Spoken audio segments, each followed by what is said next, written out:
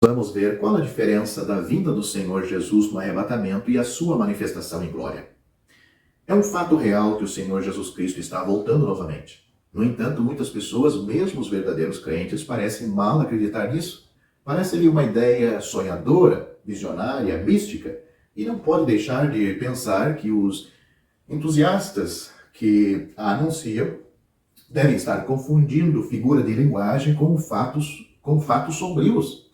Mas afinal, por que você deveria se surpreender com a vinda do Senhor Jesus novamente? Você crê que ele esteve aqui uma vez? Então, por que ele não pode vir duas vezes? Considere por um momento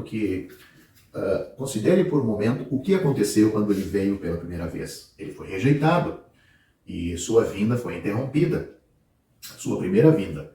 Sua missão pública de 3 anos e meio terminou com sua morte repentina.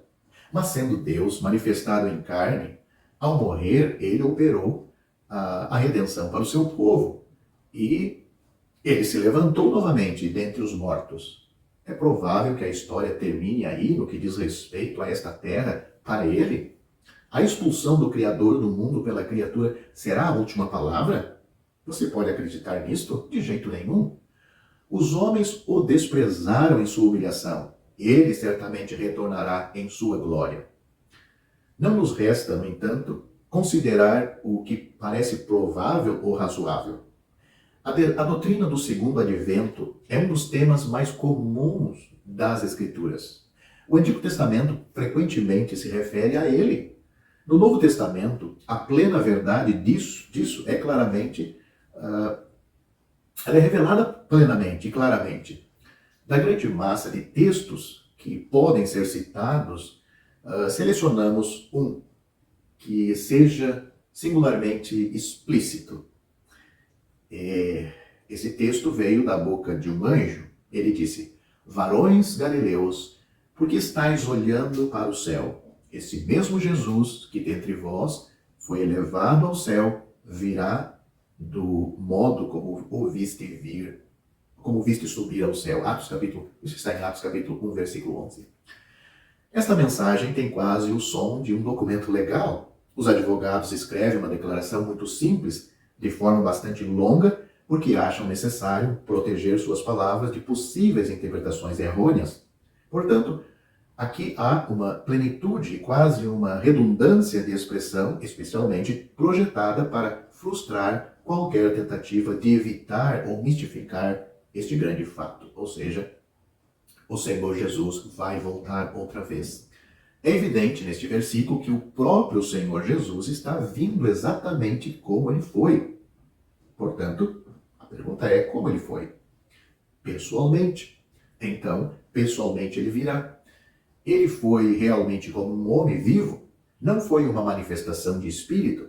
Então, na verdade, como um homem vivo, ele virá. Ele foi visivelmente ele virá. Ele saiu da terra, então para a terra ele vai retornar. O cristão atento, no entanto, muitas vezes fica intrigado enquanto prossegue seus estudos sobre esta grande verdade, pois aparentemente discrepância entre diferentes passagens, e ele precisa ter colocado em suas mãos a chave que destranca a porta da dificuldade. Essa chave é uma compreensão da diferença entre os dois estágios do segundo advento, que por uma questão de brevidade chamamos de o arrebatamento, ou seja, a segunda vinda de Cristo vai ser em 2 fases. A primeira será o arrebatamento e a segunda fase será a sua manifestação ou a aparição. Tem uma diferença de tempo entre um e outro de 7 anos. Já está na hora de pedir a você que leia na sua Bíblia. 1 Tessalonicenses, capítulo 4, versículo 13, e no capítulo 5, versículo 3, pois trata dos 2 adventos. Observe que os crentes tessalonicenses ficaram perturbados porque alguns de seus irmãos haviam morrido, e eles pensaram que, portanto, perderiam a glória do aparecimento e reino de Cristo. Paulo diz a eles que não era para eles se entristecerem, porque tão certo como quando Jesus morreu e ressuscitou, Deus trará com Jesus todos esses crentes falecidos quando ele vier. Note 1 Tessalonicenses capítulo 4, versículo 9. Em seguida, o apóstolo explica como isso deve ser realizado, porque meios os anteriormente mortos em Cristo são encontrados com ele em corpos de glória para poderem participar de sua gloriosa aparição. Paulo diz, isso vos dizemos pela palavra do Senhor, indicando que o que se segue não é algo que havia sido previamente divulgado, mas algo recém-revelado. Sua autoridade para declarar isso não é as escrituras do Antigo Testamento, nem qualquer declaração anterior, mas a revelação direta do Senhor a Paulo. E esta é a explicação. O mesmo Senhor descerá do céu com alarido, e os mortos em Cristo ressuscitarão primeiro. E então nós, os que ficarmos vivos, seremos arrebatados juntamente com eles nas nuvens, a encontrar o Senhor nos ares, e assim estaremos sempre com o Senhor. Isso está em 1 Tessalonicenses capítulo 4, a partir do versículo 13. Agora compare essas palavras com o que está escrito em 1 Coríntios capítulo 15, do versículo 51 a 54, e você encontrará um fato adicional declarado, onde é dito, os mortos ressuscitarão incorruptíveis, e nós seremos transformados. À luz dessas duas escrituras, a gente pode concluir o seguinte. Primeiro, o próprio Senhor descerá até aos ares com alarido de congregação, de reunião. Segundo, seu grito despertará os santos adormecidos e os ressuscitará em corpos de glória. Terceiro, nós, os vivos, passaremos então por uma mudança correspondente para uma condição glorificada. Quarto lugar, todos os crentes, já mortos ou vivos, seremos arrebatados juntamente para estar para sempre com o Senhor. Tudo isso, no entanto, deixa o grande mundo, o mundo em geral, dos ímpios, intocado, exceto quando o súbito desaparecimento de multidões de santos pode afetá-lo, ou afetá-los. Mas a hora da retribuição continua. Portanto, em 1 Tessalonicenses capítulo 5, começa traçando uma distinção entre a vinda do Senhor para seus santos no arrebatamento, de que trata o capítulo 4 de 1 Tessalonicenses, e a sua manifestação, o dia do Senhor, que ocorrerá 7 anos após o arrebatamento. Nesta ocasião, ele vem não como um noivo para sua noiva, só até os ares, mas como um ladrão na noite. Quando o Senhor Jesus, em humilhação, foi levado como um cordeiro ao matadouro, ele disse aos seus discípulos, esta é a vossa hora, melhor dizendo, ele disse aos seus inimigos, esta é a vossa hora e o poder das trevas. Lucas capítulo 22, versículo 53. Mas as mesas devem ser completamente viradas. Para o mundo, Cristo não vem em humilhação, agora ele vem em glória. Não como um cordeiro para o matadouro, mas como o leão da tribo de Judá. Não solitário e sozinho, como ele veio na primeira vez, mas com milhares de seus santos. Não se submetendo à vontade de seus inimigos, mas para que seus inimigos sejam feitos por estrados ou escabelo de seus pés. Não é a pequena hora do homem, é o triunfo passageiro do mal, é o grande e terrível dia do Senhor. O dia do Senhor não é um dia de 24 horas, mas um intervalo de tempo, como é o dia da salvação hoje. É um período no ciclo de tempo e estações marcado pela absoluta supremacia e autoridade do Senhor.